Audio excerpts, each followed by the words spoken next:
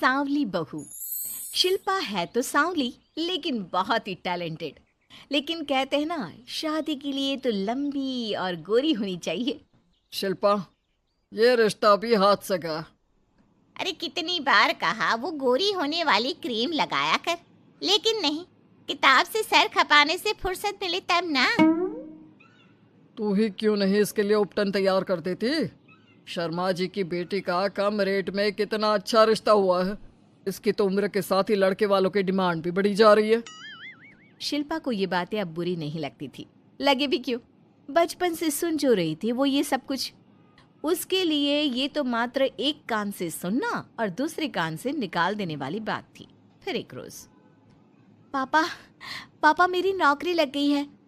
वाह, अच्छा। कहाँ बेटा? न्यूज़ चैनल में पापा, खबरों को लिखना होगा। हाँ, वैसे भी तेरे जैसी सांवली शक्ल की लड़की को कौन पर्दे पर आने देगा, क्यों? चल, 4 पैसे कमाने लायक हुई है तो लड़के वालों को बोल देंगे कि कमाती भी है, फिर शायद कोई कर ले शादी। हाँ सही कह रहे हैं। वैसे बेटा कल शाम को एक लड़का और आने वाला है, उसे भी देख लेना। शिल्पा को इस बार गुस्सा आ जाता है। अच्छे न्यूज़ चैनल में नौकरी लगने की खुशी भी माँ पापा के चेहरे पर नहीं दिखती। अगले रोज ऑफिस से शिल्पा घर आती है तो सामने बैठा होता है हिमांशु। हिमांशु शिल्पा को देखता है तो पहली नज़र में तो वो उसे पसंद नहीं आती, लेकिन फिर भी फॉर्मेलिटी तो करनी थी। हाँ, ओके, तो क्या शौक है तुम्हारे और खाने में क्या क्या बना लेती हो? मुझे पढ़ने लिखने का शौक है, खाना बनाना नहीं आता, बिल्कुल भी नहीं आता। पर फिर भी क्योंकि ये रिवाज है कि बहू को खाना बनाना होता है तो थोड़ा बहुत बना लूँगी, लेकिन उतना ही वक्त किचन को दे पाऊँगी जितने में मेरा काम, मेरी नौकरी सफ़र ना हो। बाकी भूख तो तुमको भी लगती होगी, तो खाना बनाने की जिम्मेदारी दोनों की ही होगी, है ना? शिल्पा बोले जा रही थी, बोले जा रही थी। अब तक जिन लड़कियों से हिमांशु मिला था, शिल्पा उन सब से अलग थी। वो ऐसी ही तो लड़की चाहता था। शिल्पा से बात करने के बाद, ठीक है, फिर शादी 2 महीने बाद करेंगे। वो क्या है ना, खाना बनाना भी तो सीखना होगा ना। मुझे मंजूर है।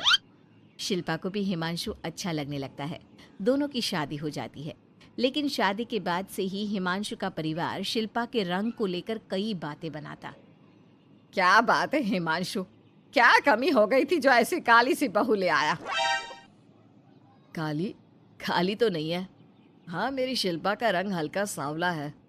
वैसे आप तो कृष्ण की भक्त हैं, जानती है ना, उनका रंग भी सांवला था। अब सांवले रंग के कृष्ण की पूजा, तो सांवली मेरी बीवी खराब कैसे? बात तो सही भी थी। क्यों सांवला रंग खराब माना जाता है? शिल्पा पति का तर्क सुन रही थी। थोड़ी देर के बाद, क्या बात है, शब्दों का जादू आ गया। क्या तर्क दिया आपने सांवले रंग के समर्थन में? तो क्या तुम ही पत्रकार हो? अरे तुम्हारा पति भी कम नहीं है। शिल्पा रोज एक नई तरक्की छू रही थी। कभी विदेश दौरा तो कभी बड़े बड़े लोगों का इंटरव्यू। एक दिन, सुनो, आज का दिन बहुत खास है, मैं मुख्यमंत्री जी का इंटरव्यू लेने जा रही हूँ। अरे वाह, क्या बात है, सही है यार। तभी ससुर आ जाते हैं। बहू, थोड़ा मेकअप भी कर लेना, वरना काली काली फोटो सब जगह आएगी। अरे हम तो शर्म के मारे किसी को दिखाते भी नहीं कि ये हमारी बहू है। न जाने क्या कमी थी। अरे वो शारदा दीदी की बहू देखो, कैसे मक्खन की तरह गोरी है। और नताशा, वो तो ऐसे लगता है जैसे भगवान ने दिल खोल कर रंग दिया है उसको। अरे माँ, आजकल रंग नहीं बुद्धि का जमाना है।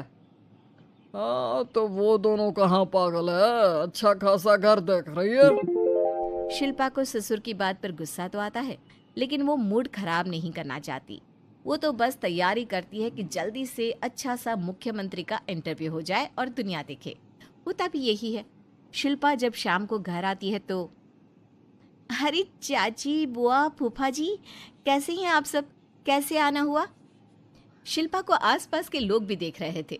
वो भी जानती थी कि उसने जो इंटरव्यू किया वो कितना वायरल हो रहा है। अरे बहू, बड़े लायक हो तुम, औरत होकर दुनिया की इतनी जानकारी।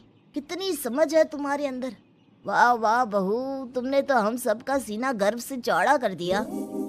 सास ये सब देखकर सोच रही थी कि भाई ऐसा भी क्या हो गया, इन्होंने तो बहू को हीरो बना रखा है। मैंने तो शिल्पा को उसी दिन समझ लिया था जब पहली बार मिला था। मैं तो जान गया था कि ये लड़की अलग है। कितनी प्यारी आवाज़ है इसकी और समझ भी लाजवाब। तभी बुआ सास बोल पड़ती है, और एक हमारी बहू है, सारा दिन टिकली बिंदी पर ही लगी रहती है। अरे दीदी, न जाने कौन कौन सी क्रीम लगाती है, अब तो चेहरे पर फोड़े भी निकल गए। कितनी बार कहा कुछ पढ़ाई आगे करके दुनिया में नाम कमाओ, लेकिन नहीं, बस सारा दिन शीशे के सामने खड़ी रहेगी। कोई बात नहीं फूफा जी, वो भी किसी की पसंद हो सकती है। हम लोगों का क्या, एक काम अच्छा कर दिया तो पूछ लिए गए, नहीं तो जमाना तो गोरी सूरत की ही तारीफ करता है। क्यों माँ जी? हाँ हाँ, वो क्या है ना, मैं ज़रा पानी लेकर आती हूँ, तू बैठ बहू। हाँ हाँ बहू, तू तो बैठ। वो क्या है ना, आज तो तुझसे बहुत सारी बातें करनी है। ये बता, कैसे दिखते हैं मुख्यमंत्री जी सामने से? जैसे टीवी में दिखते हैं वैसे ही दिखते हैं क्या? आए दिन लोग शिल्पा से मिलने आते, उसे अपने स्कूल या दूसरी जगह पर चीफ गेस्ट बनाते।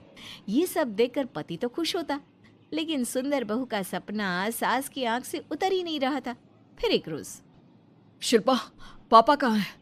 माँ जमीन पर गिरी पड़ी है, वो बेहोश हो गई है। शिल्पा की सास को गंभीर बीमारी हो जाती है और फिर आप लोग अपनी माँ की किसी बात को मना ना करना, उनका दिल कमज़ोर हो चुका है।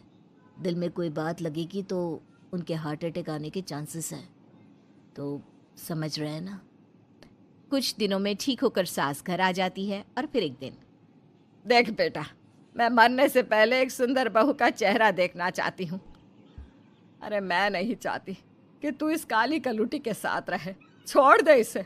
अरे कल को तेरे बच्चे भी ऐसे काले पीले पैदा होंगे और फिर हमारा खानदान देखने लायक नहीं होगा। शिल्पा सुन रही थी, वो परेशान हो रही थी। वो सोचती है कि एक बार वो अपने पति से बात करके देखेगी। सुनिए ना, मुझे आपसे बात करनी है। मुझे भी शिल्पा, मैं माँ के बिना नहीं रह पाऊंगा, तुम समझ रही हो ना? शिल्पा को दुख होता है, लेकिन वो क्या करती। वो हिमांशु को तलाक देने का सोच लेती है और फिर शिल्पा, माँ की हालत फिर खराब हो रही है, क्या करूं? माँ को सबसे बड़े अस्पताल में भर्ती करना होगा। लेकिन वहां तो बेड के लिए बड़ी बड़ी सिफारिश करनी पड़ती है। हाय रे, मेरा मरना तय है, मैं मर न जाऊं, मुझे बचा ले बहू। शिल्पा को हैरानी होती है कि वो करे तो क्या करे। पर माँ जी, मैं कैसे? बेटा, मुख्यमंत्री जी से बात कर ले, उनसे बड़ी सिफारिश किसकी हो सकती है?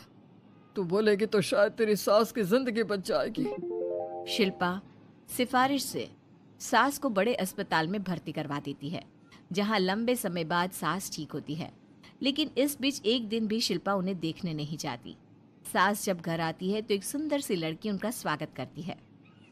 ये कौन है और शिल्पा कहाँ है? मुझे तो मेरी बहू ही चाहिए। माँ, कैसी बात कर रही हो? तुम्ही ने कहा था ना कि शिल्पा काली है और तुम्हें काली बहू नहीं चाहिए।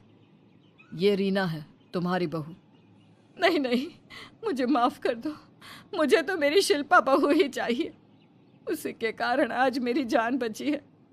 मैं नहीं समझ पाई कि सुंदर शक्ल से ज्यादा सुंदर दिल और आचरण होना चाहिए। लेकिन अब क्या, अब तो देर हो चुकी थी। हिमांशु भी जानता था कि आत्मसम्मान वाली शिल्पा अब उसकी जिंदगी में वापस नहीं आएगी। अब तो शिल्पा को वे लोग बड़े बड़े चैनल की स्क्रीन पर देखते और अफसोस करते। शिल्पा चाहती तो कभी तुम्हारे लिए सिफारिश नहीं करती। अब तो आसपास के लोग भी घर नहीं आते। लोगों को लगता है कि शिल्पा ने हम लोगों को छोड़ा क्योंकि हम उसके लायक नहीं थे। सही बोल रही है माँ, हम ही तो उसके लायक नहीं थे। शिल्पा जैसी समझदार, पढ़ी लिखी, दुनिया की समझ रखने वाली लड़की को मैंने छोड़ा, सिर्फ आपके कहने पर। अब ये गोरी लड़की आपकी बहू हो सकती है, लेकिन मेरी बीवी कभी नहीं। हिमांशु वहां से चला जाता है।